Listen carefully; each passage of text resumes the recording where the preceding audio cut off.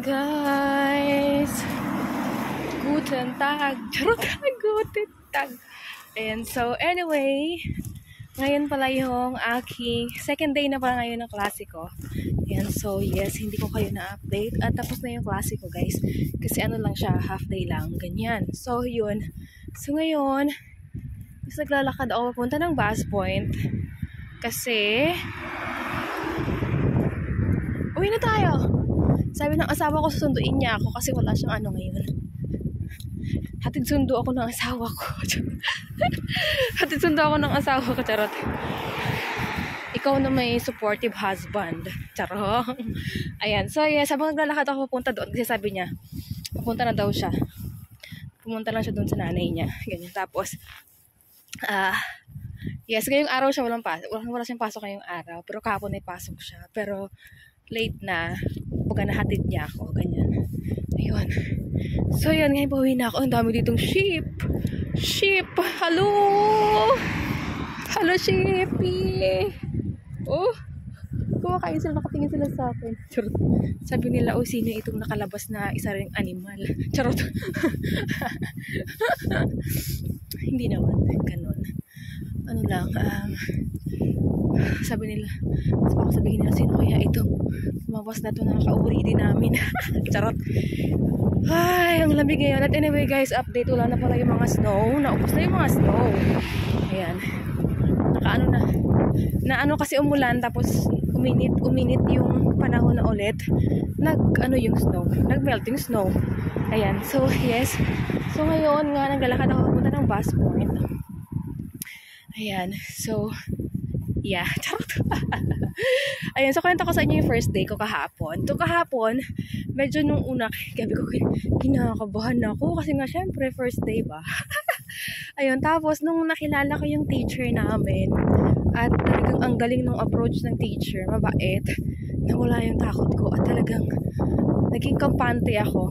Ganyan, naging kampante ako. Tapos, nung nakita ko rin at na-meet ko yung mga kaklase ko na pare-parehas kami na walang alam sa language. Kumbaga meron din namang mga alam, pero konti lang ba? Kumbaga limited lang din yung mga alam namin. So, hindi ako masyadong kinabahan kasi sabi ko hindi ako nag-iisa. Ganyan. Siyempre, kasi alam nyo kasi guys, na-experience ko kasi sa school dati na merong talagang terror na teacher. Ganyan. Yung tipong, alam mo yon, kasi kaya ka nag-aaral, kaya ka pumapasok sa school para matuto, para alam mo yun, para matuto ka nga. Pero yung hindi nawawala na may mga teacher na mga terror na yung tipong akala mo charot. Hindi kasi may experience ako nito dati guys, as in. Ayan, so yun. May experience ako dati ng gano'n na sobrang bad nung teacher ko. College na to ha. Ayan, college na ako nito guys. Ayan. So yun. Ayun. So medyo matagal kasi akong na-stop bago nakapag-aral ng college noon. Kaya medyo parang alam mo yon na ano yung utak ko. Na-stuck din. Nag-stop din yung utak ko dahil nga na-stop ako mag-aral. Ganon. So, syempre, may mga bagay na hindi ka talaga alam, kaya ka nag-aaral para matutunan mo. Ganyan. So, nagkataon noon na merong teacher talaga na terror. Hindi ko siya makakalimutan. Pero wag na natin siyang sabihin. Charot. Ayun. So, kaya kukwento ko na lang sa inyo yung aking ngayon. So, nakakatuwa kasi yung teacher ko is very mabait. Yes, siguro parang nasa 50s na siya. Ang galing kasi doktor na siya. Baga doktor na siya ng education. Education na madami siyang alam na languages. Ganyan. So nakakatuwa kasi, kumbaga, isa sa pinagpipray ko na teacher is mabait tapos nag-i-English. Ganyan kasi, alam mo yan, kapag hindi mo maintindihan, ita-translate sa'yo. Ganyan. Kasi doon naman talaga nagsisimula ang lahat eh. Ganon. So, yun. Nakakatawa. At naging maganda yung namin, unang araw namin. Tapos kanina, smooth lang din ang lahat ng mga bagay. At ayun yung mga basic pa din yung pinag-aaralan namin. Kaya may libro.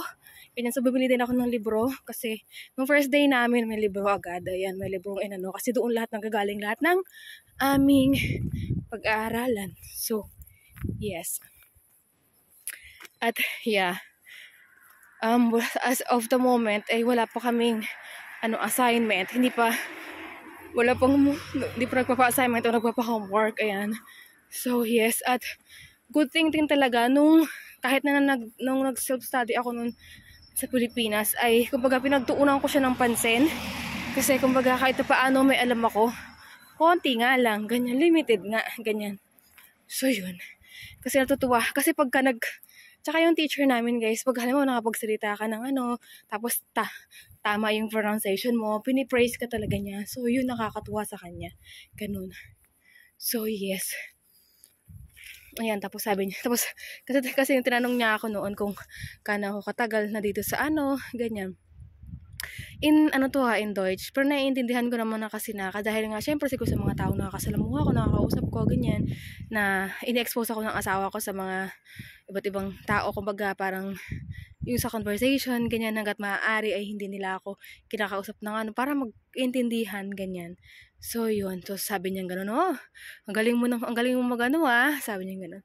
Sabi ko lang, konti lang.